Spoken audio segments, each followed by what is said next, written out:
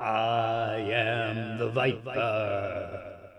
I was sitting alone in my 10th floor office at midnight, and I wasn't sure at first if the faint voice was real or just the product of my exhausted imagination.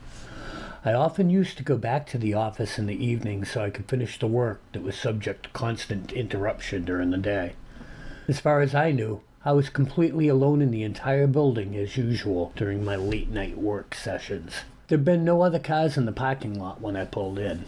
I decided it was just a trick of my mind and dug back into the pile of papers on my desk. If I stuck with it, I might just make it out of here by 1, I thought. As I settled back into my work, I heard the elevator in the hall briefly. Then the voice came again, just a little louder. I am the Viper. I got up and looked down the hall toward the elevator. The indicator said 3rd floor, but everything was quiet and no one was around. After a few minutes, I returned to my desk and work.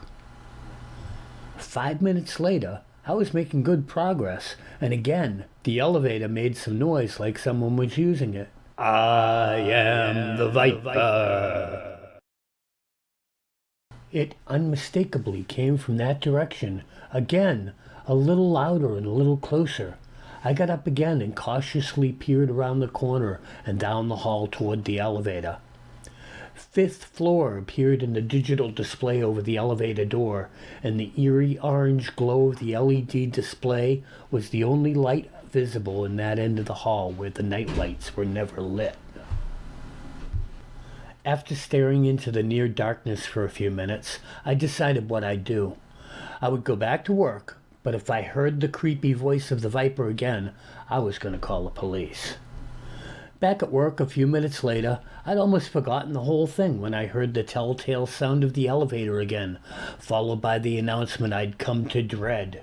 I am the Viper.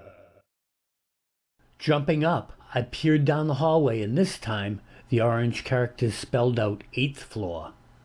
911, what is the nature of your emergency?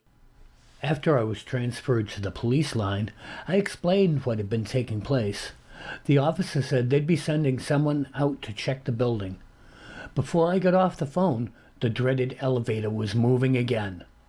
The police weren't going to get here in time to protect me from whatever or whoever the Viper was. I was on my own.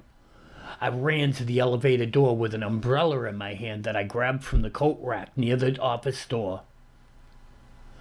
The elevator whirred to a stop with the display reading 10th floor. The Viper was here. The door slowly opened, revealing a thin, older man in workman's clothes. He had a bucket, some rags, and a squeegee with him. As he looked curiously at me, poised with my trusty umbrella ready to brain him, he sang out, I am the window viper, come to wipe your windows.